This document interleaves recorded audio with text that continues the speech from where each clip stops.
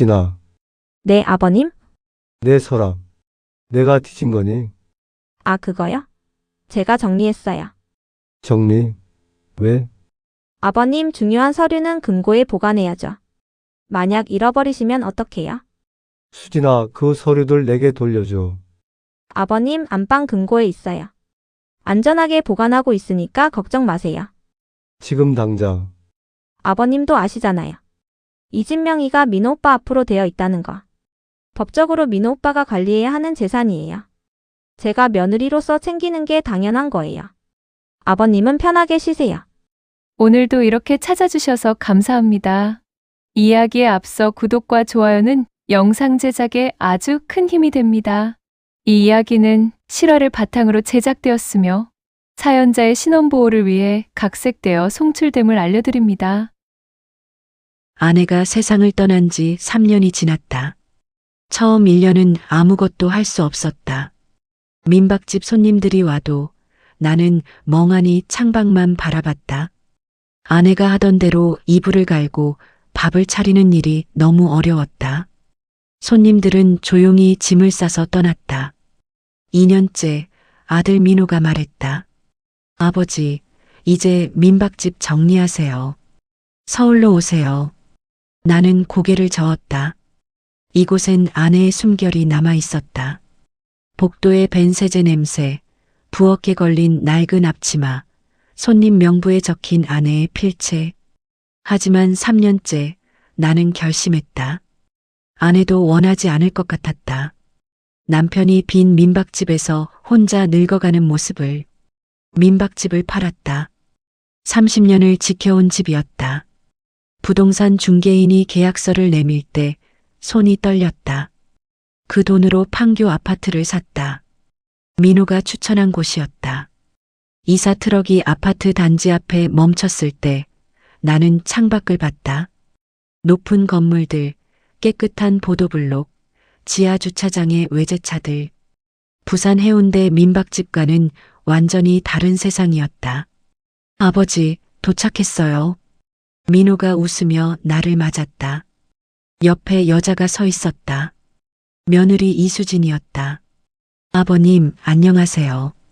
수진이에요. 깔끔하게 묶은 머리, 단정한 베이지색 니트, 환한 미소. 첫인상은 좋았다. 그래, 수진이구나. 잘 부탁한다. 저야말로요, 아버님. 어서 들어오세요. 아파트는 넓고 밝았다. 거실 창으로 보이는 판교 풍경. 나는 한참을 그 모습을 바라봤다. 여보, 당신도 이런 곳에서 살고 싶었을까? 아내는 늘 말했었다. 여보, 우리 언젠가 서울에 집 하나 사요. 손주들 보러 가기 편하게. 이제 그 집을 샀다. 하지만 아내는 없었다. 아버지, 이쪽이 아버지 방이에요. 민호가 작은 방으로 안내했다. 안방은 당연히 민호 부부의 몫이었다. 응, 좋다. 충분해. 방에 짐을 풀며 나는 아내의 유품 상자를 침대 옆에 놓았다. 그 안엔 아내가 쓰던 앞치마, 손님 명부, 그리고 우리 결혼 사진이 들어 있었다. 첫 저녁 식사, 수진이 준비했다. 파스타와 샐러드였다.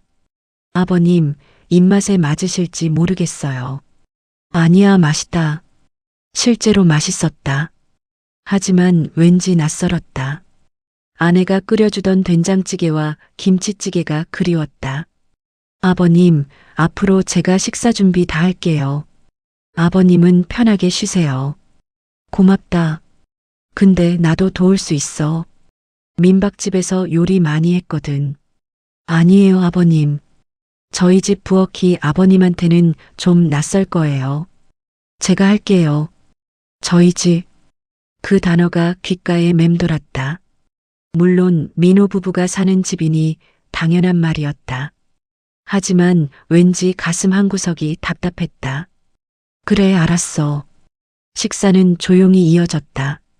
민호는 회사 얘기를 했고 수지는 웃으며 남편을 바라봤다. 나는 묵묵히 파스타를 먹었다. 그날 밤 침대에 누워 천장을 바라봤다. 하얀 천장. 민박집 천장은 누렇게 변색되어 있었는데 옆자리가 비어 있었다. 아내가 없었다. 여보, 내가 잘한 걸까? 여기 온 게? 대답은 없었다. 다음 날 아침 나는 일찍 일어났다. 민박집에선 새벽 5시에 일어나 복도를 닦고 아침 준비를 했었다. 습관이 남아 있었다. 거실로 나갔다. 수지는 이미 일어나 부엌에서 무언가 하고 있었다. 아버님, 벌써 일어나셨어요? 응. 잠이 안 와서. 커피 드릴까요? 아니, 괜찮아. 내가 끓일게. 아버님. 수진이 나를 막아섰다. 제가 할게요. 아버님은 거실에서 쉬세요. 수진아, 나도 할 수 있어. 괜찮아. 알아요, 아버님. 근데 이 집 부엌은 제가 관리하고 싶어요. 아버님이 익숙하지 않으실 거예요. 나는 수진을 바라봤다. 미소를 짓고 있었지만 눈빛은 단호했다. 그래, 알았어. 나는 소파에 앉았다. 수진이 커피를 내려주었다. 아버님, 오늘은 푹 쉬세요. 제가 다 할게요. 고맙다. 하지만 마음은 편하지 않았다. 30년간 손님들을 돌보고 집안일을 해왔던 내가 지금은 소파에 앉아서 며느리가 커피 내려주는 걸 받기만 하고 있었다. 창밖으로 아침 햇살이 쏟아졌다. 판교의 아침은 밝고 화창했다. 하지만 내 마음은 점점 무거워지고 있었다. 며칠이 지났다. 나는 집안일을 돕고 싶었다. 설거지라도 청소라도. 아버님, 괜찮아요. 제가 할게요. 수지는 항상 이렇게 말했다. 공손하게, 부드럽게. 하지만 단호하게. 어느 날 나는 몰래 부엌에서 설거지를 시작했다. 수진이 외출한 사이였다. 접시를 닦고 있는데 현관문이 열렸다. 아버님? 수진이 들어왔다. 아, 수진아. 설거지 좀 하려고. 아버님. 수진이 내 옆에 섰다. 제가 말씀드렸잖아요. 부엌은 제가 관리한다고요. 알아. 근데 나도 뭔가 해야 할 것 같아서. 아버님은 나이도 있으시고 쉬셔야 해요. 제가 다 할 테니까 걱정 마세요. 수진이 내 손에서 설거지 스펀지를 가져갔다. 부드럽게 하지만 강하게. 나는 손을 씻고 거실로 나왔다. 소파에 앉아 나는 내 손을 내려다봤다. 거칠고 주름진 손. 30년간 수백 명의 설거지를 해온 손. 나는 이제 쓸모없는 사람이 된 걸까? 일주일이 지났다. 수진의 친구들이 집에 오기 시작했다. 아버님, 친구들이 놀러 와요. 차 좀 부탁드려요. 그래, 알았어. 나는 부엌에서 차를 준비했다. 정성껏 찻잔에 담아 쟁반에 올렸다. 거실로 가져갔다. 3명의 젊은 여자들이 소파에 앉아 수다를 떨고 있었다. 어머, 아버님이세요? 네, 안녕하세요. 아버님, 차 고마워요. 여기 놓으세요. 수진이 쟁반을 받았다. 나는 부엌으로 돌아가려 했다. 근데 아버님은 뭐 하시다가 여기 오신 거예요? 한 친구가 물었다. 아, 저는 부산에서 민박집을 했어요. 30년 정도. 와, 30년이요? 대단하시네요. 친구들이 고개를 끄덕였다. 하지만 그 눈빛 속에 뭔가 다른 게 있었다. 존경이 아닌 다른 무언가. 나는 부엌으로 돌아왔다. 그날 밤 민호가 퇴근했다. 아버지, 오늘 어땠어요? 좋았어. 수진이 잘 챙겨줘. 그럼 다행이다. 아버지, 근데 민호가 잠시 망설였다. 수진이 그러는데 아버지가 자꾸 집안일 하시려고 한다는데요? 응? 아버지, 편하게 쉬세요. 수진이 다 할 거니까. 괜히 간섭하시면 수진이 부담스러워해요. 간섭. 그 단어가 가슴을 찔렀다. 알았어. 민호는 내 어깨를 툭 치고 안방으로 들어갔다. 나는 소파에 앉아 창밖을 봤다. 판교의 밤 풍경이 반짝이고 있었다. 아름다웠다. 하지만 왠지 숨이 막혔다. 여보, 당신이 보고 싶어? 아내가 있었다면 이런 기분을 털어놓을 수 있었을 텐데. 지금 나는 너무 외로웠다. 그리고 뭔가 잘못되고 있다는 느낌이 점점 커지고 있었다. 2주가 지났다. 수진의 친구들은 이제 거의 매일 집에 왔다. 오늘도 오후 2시 현관 초인종이 울렸다. 아버님, 손님 오셨어요. 과일 좀 깎아주세요. 명령조였다. 더 이상 부탁드려요가 아니었다. 알았어. 나는 냉장고에서 사과와 배를 꺼냈다. 아내가 손님들께 내놓던 방식 그대로 껍질을 얇게 벗기고 먹기 좋게 잘랐다. 30년간 해온 일이었다. 쟁반에 담아 거실로 가는데 웃음소리가 들렸다. 야, 이거 봐.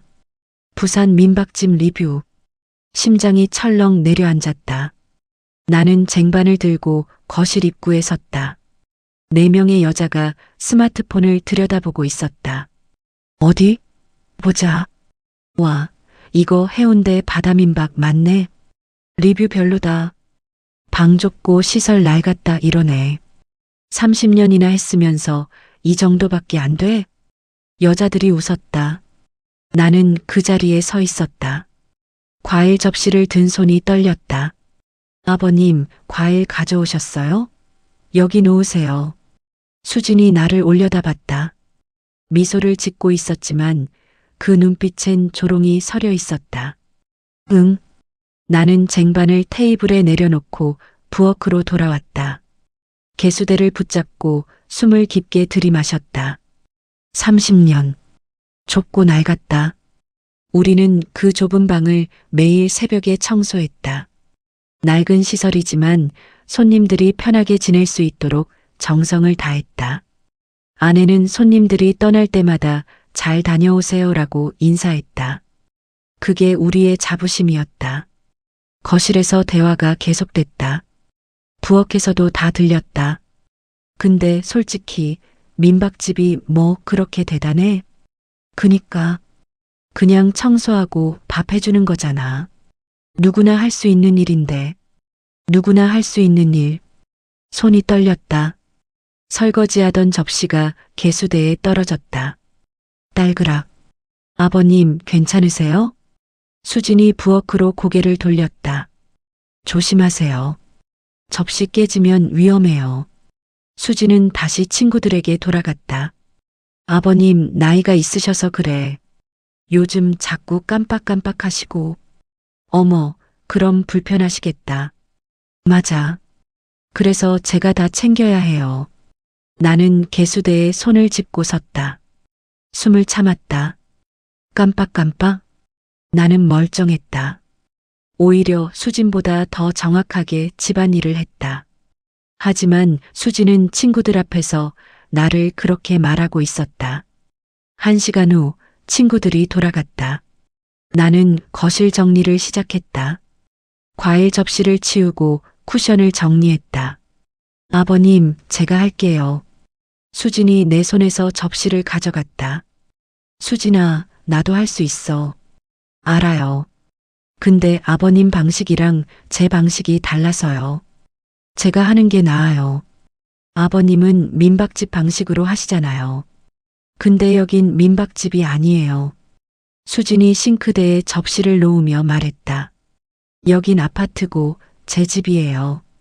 제 집. 다시 그 단어였다. 수진아. 네. 여기. 내 돈으로 산 집이기도 해. 수진이 나를 돌아봤다. 미소가 사라졌다.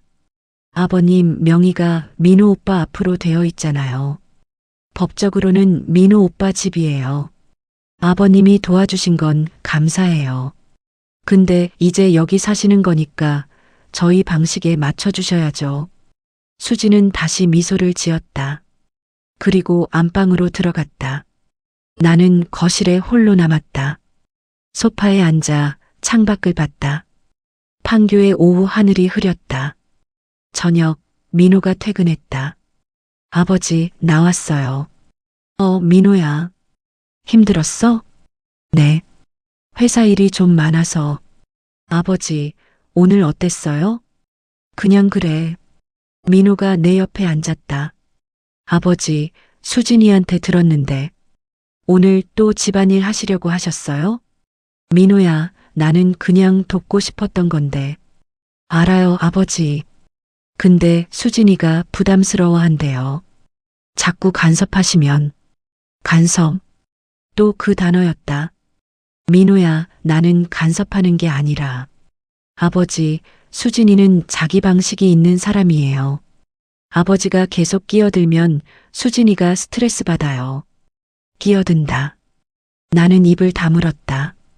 아버지도 이해해 주세요. 수진이가 얼마나 집안일 열심히 하는데. 민호는 내 어깨를 툭 치고 안방으로 들어갔다. 나는 소파에 그대로 앉아 있었다. 거실 시계 소리만 들렸다. 똑딱, 똑딱. 민호야.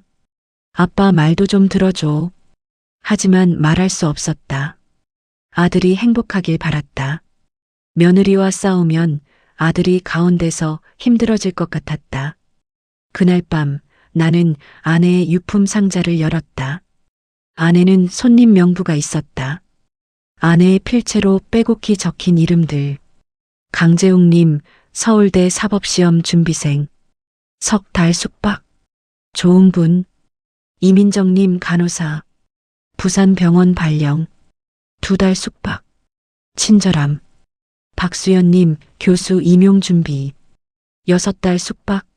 아주 예의 바름. 수백 명의 이름이 있었다. 모두 우리 민박집을 거쳐간 사람들이었다. 나는 한 페이지를 넘겼다. 김지훈님 의대생. 3달 숙박. 떠날 때 울었음. 합격 소식 전화 주심. 아내가 옆에 작게 메모를 남겼었다. 여보, 이 친구 정말 착해요. 나중에 성공하면 우리 꼭 찾아올 거예요. 나는 노트를 가슴에 안았다. 여보, 당신이 남긴 게 이렇게 많았구나. 30년. 수백 명의 손님. 그들은 모두 어디서 무엇을 하고 있을까? 문득 생각이 들었다. 혹시 이 사람들이 도와줄 수 있지 않을까? 나는 노트를 천천히 펼쳤다. 연락처가 적힌 페이지들을 하나씩 봤다. 다음 날 아침 수진의 친구들이 또 왔다. 언니들, 오늘 특별한 날이야. 우리 집들이 제대로 해야지. 수진이 환하게 웃으며 말했다. 아버님, 음식 준비 부탁드려요. 전이랑 잡채 만들어주세요. 알았어. 나는 부엌에 섰다. 2시간 동안 전을 부치고 잡채를 볶았다. 등에 땀이 흘렀다. 65세 몸은 예전 같지 않았다. 허리가 아팠다. 음식을 거실로 가져갔다. 와, 맛있겠다. 여자들이 환호했다.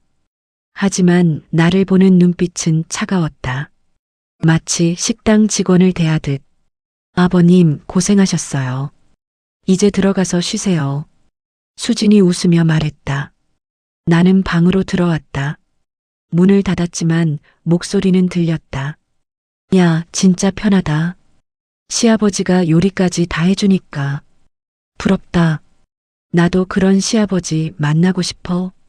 근데 원래 민박집 주인이었으면 당연히 잘하는 거 아니야? 원래 하던 일이잖아. 웃음소리. 나는 침대에 앉았다. 2시간 동안 서서 요리한 허리가 욱신거렸다. 원래 하던 일. 맞다. 원래 하던 일이었다. 하지만 민박집에선 손님들이 고마워했다. 여기선 그저 당연한 것처럼 여겨질 뿐이었다. 나는 창밖을 봤다. 판교의 하늘이 점점 어두워지고 있었다. 그리고 내 마음도 점점 무거운 그림자가 드리워지고 있었다. 이대로 계속 참아야 하나? 아내의 유품 상자가 눈에 들어왔다. 손님 명부. 나는 천천히 상자를 열었다. 이제 움직여야 할 때인가? 3주째 되던 날 나는 방에서 책을 읽고 있었다. 아내가 좋아하던 시집이었다. 문득 침대 옆 서랍을 열었다. 통장을 확인하려고 서랍이 비어 있었다. 심장이 멎는 것 같았다. 뭐지? 나는 서랍을 완전히 열어 뒤졌다. 민박집 통장, 부동산 계약서, 아내 명의로 되어 있던 저축 통장, 모두 사라졌다. 손이 떨렸다. 옷장을 열어봤다. 옷 사이에 숨겨뒀던 도장도 없었다. 이게 어떻게? 나는 거실로 나갔다. 수진이 소파에 앉아 스마트폰을 보고 있었다. 수진아, 내 아버님? 내 서랍, 내가 뒤진 거니? 수진이 스마트폰에서 고개를 들었다. 미소를 지었다. 아, 그거요? 제가 정리했어요. 정리? 왜? 아버님, 중요한 서류는 금고에 보관해야죠. 만약 잃어버리시면 어떡해요? 나는 잃어버리지 않아. 아버님, 요즘 자주 깜빡깜빡 하시잖아요. 어제도 안경 어디 뒀냐고 찾으셨잖아요. 그건 나이 드시면 그럴 수 있어요. 제가 이해해요. 그래서 제가 안전하게 보관해 드리는 거예요. 수지는 웃으며 다시 스마트폰을 봤다. 나는 그 자리에 서 있었다. 수진아, 그 서류들 내게 돌려줘. 아버님, 안방 금고에 있어요. 안전하게 보관하고 있으니까 걱정 마세요. 지금 당장. 아버님. 수진이 스마트폰을 내려놓고 나를 똑바로 쳐다봤다. 아버님도 아시잖아요. 이 집 명의가 민호 오빠 앞으로 되어 있다는 거. 법적으로 민호 오빠가 관리해야 하는 재산이에요. 제가 며느리로서 챙기는 게 당연한 거예요. 아버님은 편하게 쉬세요. 복잡한 건 저희가 알아서 할게요. 수지는 다시 스마트폰을 들었다. 대화가 끝났다는 신호였다. 나는 방으로 돌아왔다. 문을 닫고 침대에 앉았다. 손이 떨렸다. 분노인지 두려움인지 알 수 없었다. 저녁, 민호가 퇴근했다. 나는 거실에서 민호를 기다렸다. 민호야. 네, 아버지. 수진이가 내 서류들을 가져갔어. 통장이랑 계약서. 민호가 잠시 멈췄다. 아, 그거요? 수진이가 말했어요. 안전하게 보관하려고 금고에 넣었대요. 민호야, 그건 내 서류야. 왜 허락도 없이? 아버지, 수진이가 잘못한 건 아니에요. 혹시 분실되면 큰일이잖아요. 나는 분실하지 않아. 목소리가 커졌다. 민호가 놀란 표정을 지었다. 아버지, 왜 그러세요? 민호야. 수진이가 말을 이어가려는데 안방에서 수진이 나왔다. 오빠, 무슨 일이에요? 수진아, 아버지가 서류 돌려달라고 하시네. 아, 네. 드릴 수 있죠. 근데 오빠 아버님이 요즘 자꾸 물건을 잃어버리세요. 어제도 안경 못 찾으셨고 그저께는 휴대폰도. 나는 안 잃어버렸어. 나는 소리쳤다. 수진이 나를 바라봤다. 걱정스러운 표정이었다. 하지만 그 눈빛은 차갑게 가라앉아 있었다. 아버님, 진정하세요. 제가 나쁜 의도로 한 게 아니에요. 수진아, 지금 당장. 아버지. 민호가 나를 막아섰다. 아버지, 수진이 잘못한 거 없어요. 그냥 아버지 걱정해서 그런 거예요. 너무 예민하게 반응하지 마세요. 예민하게. 나는 아들을 바라봤다. 민호는 내 편이 아니었다. 수진 편이었다. 알았어. 나는 방으로 들어갔다. 문을 닫았다. 침대에 앉아 두 손으로 얼굴을 감쌌다. 민호야, 아빠 말을 왜 안 믿니? 1시간 후 나는 아내의 유품 상자를 꺼냈다. 손님 명부를 펼쳤다. 페이지를 천천히 넘겼다. 강재웅님, 변호사. 전화번호가 적혀 있었다. 나는 휴대폰을 꺼냈다. 전화를 걸었다. 여보세요? 재욱 씨. 저 해운대 바다민박 사장 김현수입니다. 아, 사장님, 오랜만이에요. 어떻게 지내세요? 재욱 씨, 혹시 시간 있으면 만날 수 있을까? 물론이죠. 무슨 일 있으세요? 나는 잠시 망설였다. 상담 좀 받고 싶어서. 알겠습니다, 사장님.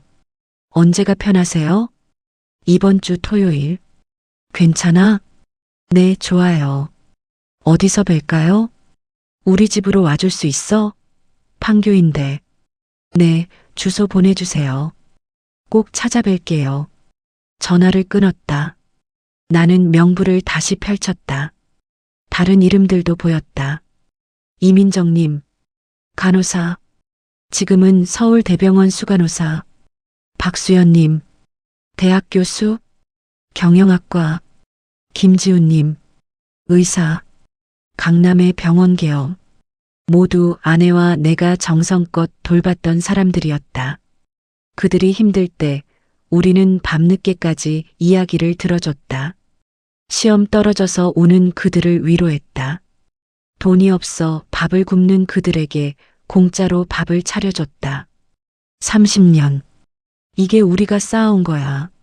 나는 노트를 가슴에 안았다. 수지는 몰랐다. 내가 단순히 민박집 주인이 아니라는 것을. 나는 30년간 수백 명의 인생을 지켜본 사람이었다.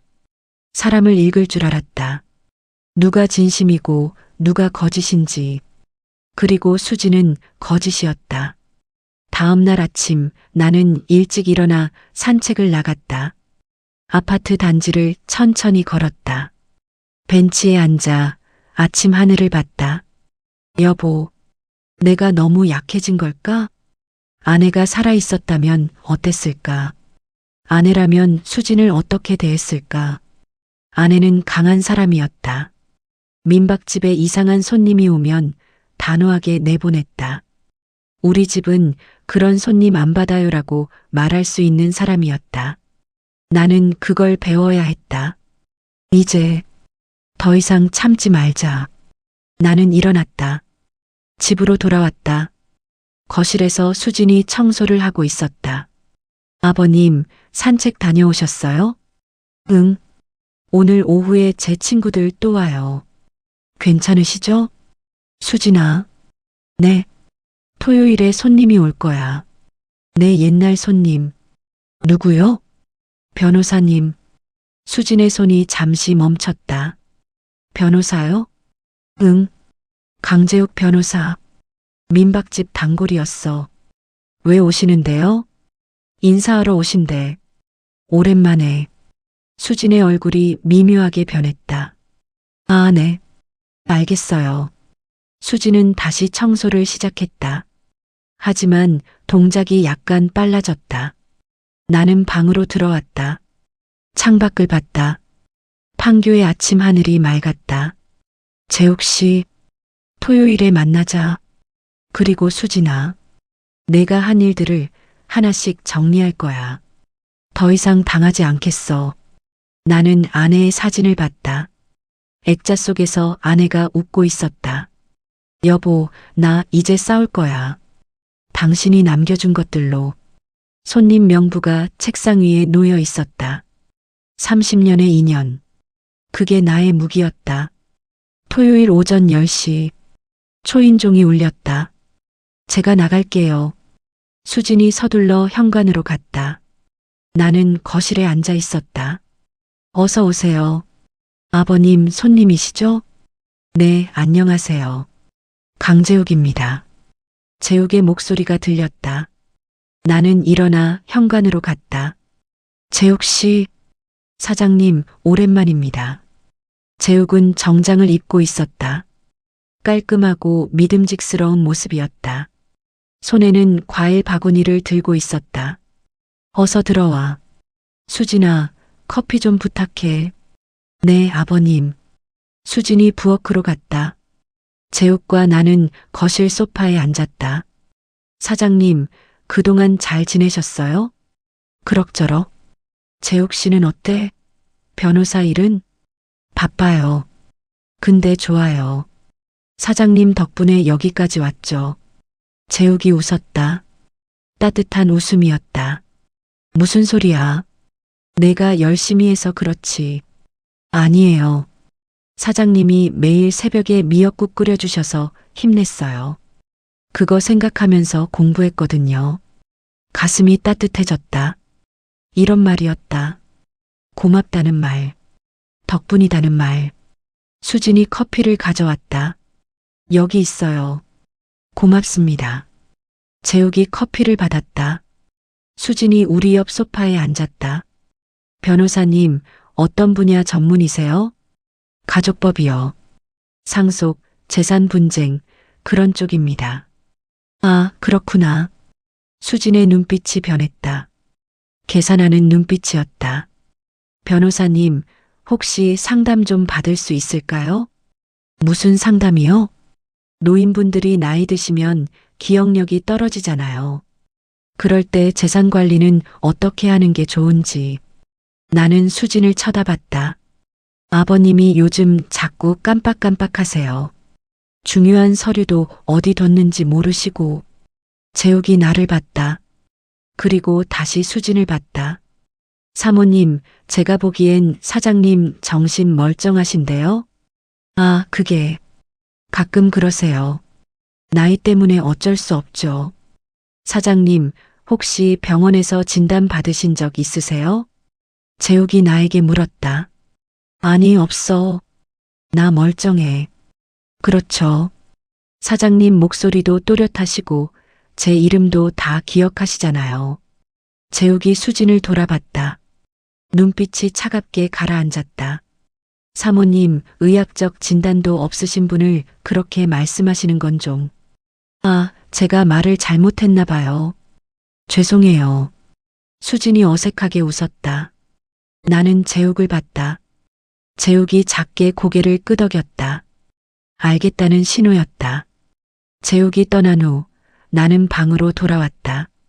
휴대폰을 꺼내 손님 명부를 펼쳤다. 전화를 걸기 시작했다. 여보세요? 민정 씨? 저 해운대 바다민박 사장 김현수입니다. 어머, 사장님. 정말 오랜만이에요. 그동안 잘 지냈어?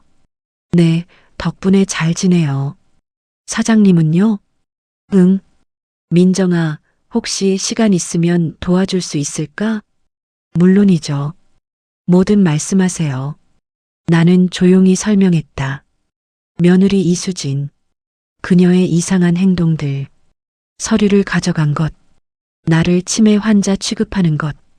사장님, 그건 안 되죠. 제가 도와드릴게요. 제 병원에 법률팀 있어요. 연락 드릴게요. 고마워, 민정아. 전화를 끊고 다음 번호로 걸었다. 수연 교수님, 저 김현수입니다. 사장님, 어떻게 지내세요? 잘 지내. 수연 씨, 부탁이 있는데. 하나씩 차근차근. 나는 옛 손님들에게 전화를 걸었다. 그들은 모두 기꺼이 도와주었다. 사장님, 필요한 거 있으면 언제든 말씀하세요. 사장님, 은혜 못 잊어요. 사장님이 아니었으면 저 지금 없었어요. 30년, 수백 명의 인연. 그들이 나를 지켜주고 있었다. 사흘 후 이민정 간호사에게서 전화가 왔다. 사장님, 이수진 씨 조사했어요. 뭐가 나왔어? 결혼 전 신용불량자였어요. 빚이 6천만 원 있었대요. 뭐? 그리고 친구들도 다 빚쟁이래요. 카드 빚 대출. 민호는 알까? 모를 거예요. 이수진 씨가 숨긴 것 같아요. 나는 전화를 끊고 생각했다. 그래서 우리 재산이 필요했구나. 민박집 통장, 부동산 계약서. 수지는 그걸 노리고 있었던 거였다. 다음 날 박수연 교수에게서 이메일이 왔다. 이수진의 과거 직장 기록, 횡령 의혹으로 사직했다는 내용이 있었다. 하나씩 증거가 모였다. 나는 프린터로 서류를 출력했다. 봉투에 넣었다. 일주일 후 수진의 친구들이 또 왔다.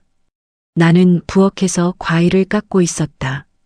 언니, 근데 진짜 부럽다. 아버님이 다 해주시잖아. 그니까, 나도 그런 시아버지 갖고 싶어. 근데 솔직히, 이 집 명예 바꿀 거야? 나는 손을 멈췄다. 응, 조만간 바꾸려고. 아버님 명의로 되어 있는 서류들 다 모았어. 대박. 그럼 완전 너희 집 되는 거네? 그렇지. 어차피 나이 많으시니까 미리 정리하는 게 나아. 웃음소리. 나는 과일 접시를 들고 거실로 갔다. 테이블에 내려놓았다. 아버님 고마워요. 수진이 웃으며 말했다. 나는 아무 말 없이 방으로 돌아왔다. 들었어, 수진아. 내 계획 다 들었어. 나는 책상 서랍을 열었다. 증거 서류들이 쌓여 있었다. 이제 마지막 준비만 남았다. 그날 밤 재욱 변호사에게 전화했다. 재욱 씨, 자료 다 모았어. 잘하셨어요, 사장님. 이제 어떻게 하실 거예요? 가족 모임을 할 거야. 민호 앞에서 다 보여줄 거야. 좋은 생각이에요.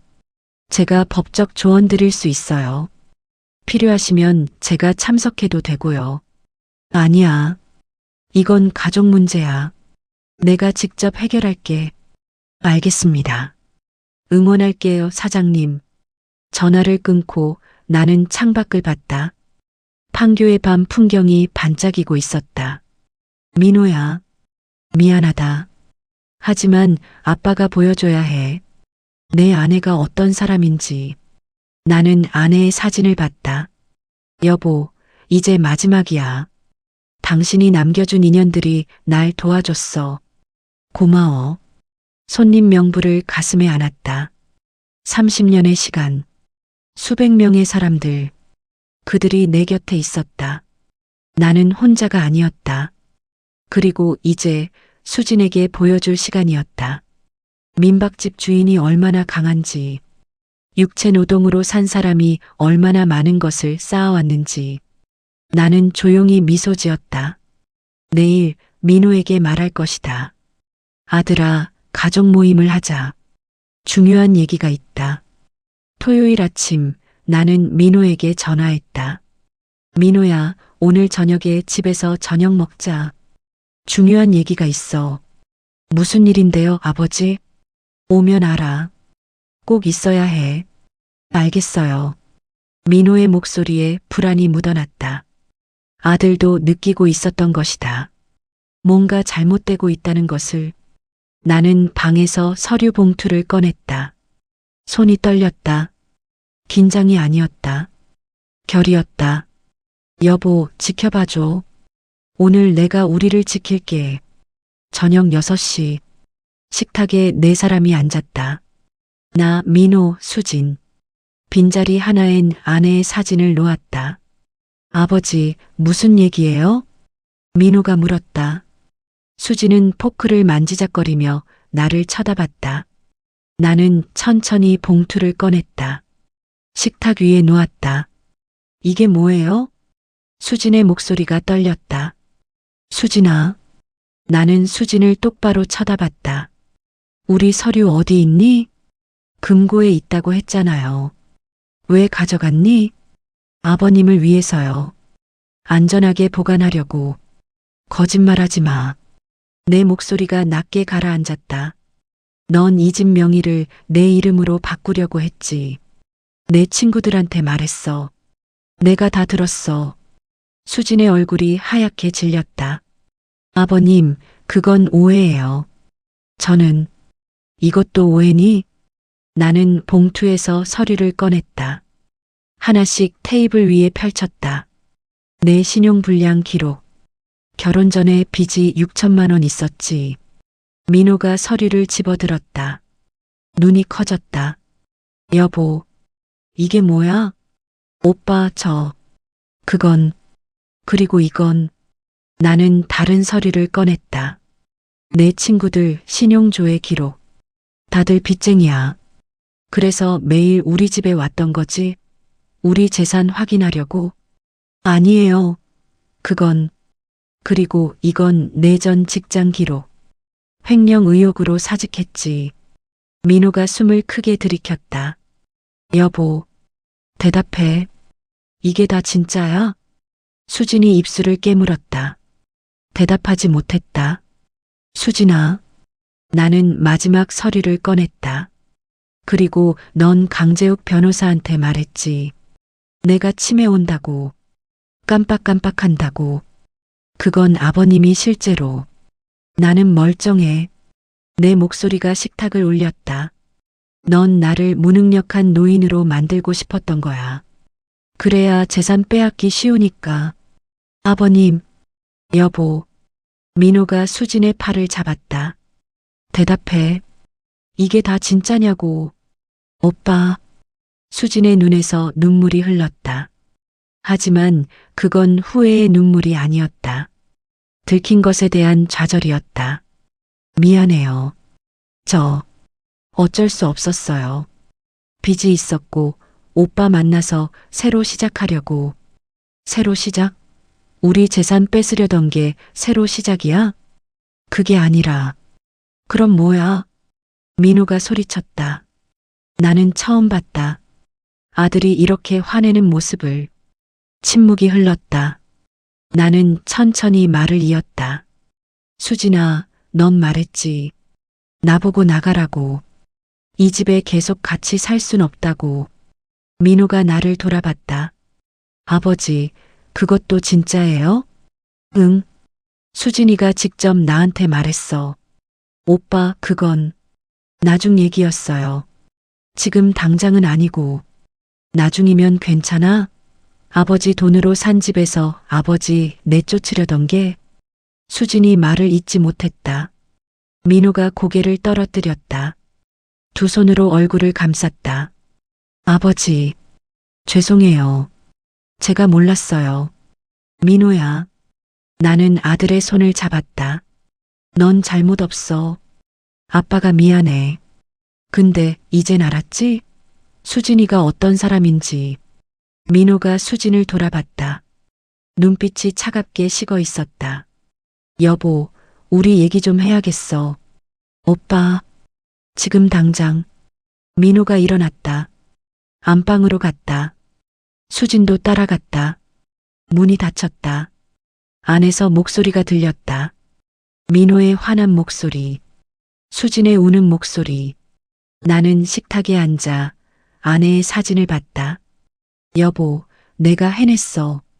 우리 집 지켰어. 손이 떨렸다. 이번엔 안도였다. 1시간 후 안방 문이 열렸다. 수진이 캐리어를 끌고 나왔다. 눈이 빨갛게 부어 있었다. 민호가 뒤따라 나왔다. 아버지. 응. 수진이 친정으로 갈 거예요. 당분간. 저도 생각 좀 해봐야 할 것 같아요. 이 결혼에 대해서. 민호의 목소리가 떨렸다. 수진이 현관문 앞에 섰다. 나를 돌아봤다. 아버님, 죄송해요. 나는 대답하지 않았다. 더 이상 할 말이 없었다. 수진이 문을 열고 나갔다. 문이 닫혔다. 집이 조용해졌다. 민호가 소파에 주저앉았다. 얼굴을 두 손으로 감쌌다. 아버지, 제가 바보였어요. 나는 민호 옆에 앉았다. 아니야. 넌 사랑했던 거야. 그래도 아버지가 힘드셨을 텐데 제가 몰라봤어요. 괜찮아. 나는 아들의 어깨를 안았다. 이제 알았잖아. 그걸로 됐어. 민호가 내 품에서 울었다. 나는 아들의 등을 토닥였다. 민호야. 아빠가 지켜줄게. 앞으로도.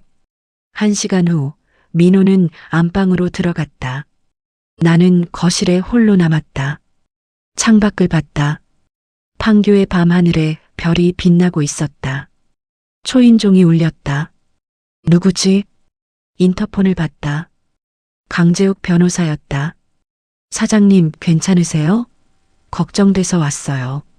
나는 문을 열었다. 재욱 씨, 사장님, 어떻게 됐어요? 끝났어. 수진이가 나갔어. 다행이다.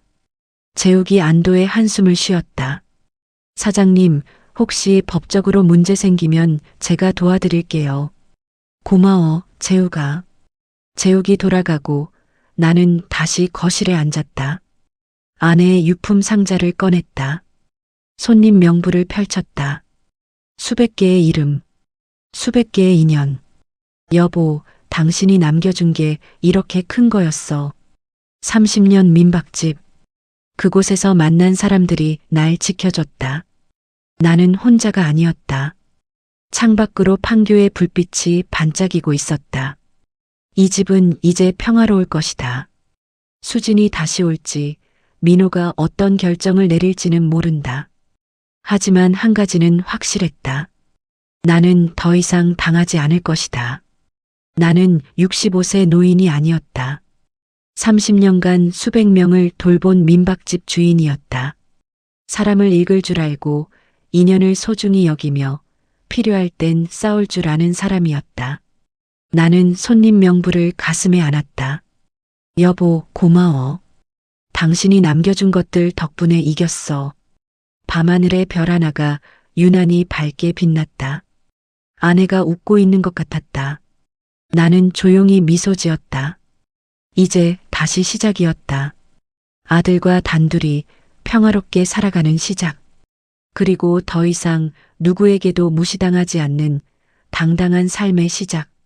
창밖 판교의 밤은 고요했다. 하지만 내 마음은 어느 때보다 평온했다. 끝까지 청취해 주셔서 감사합니다. 구독과 좋아요, 댓글은 영상 제작에 큰 힘이 됩니다. 항상 건강하시고 행복하세요.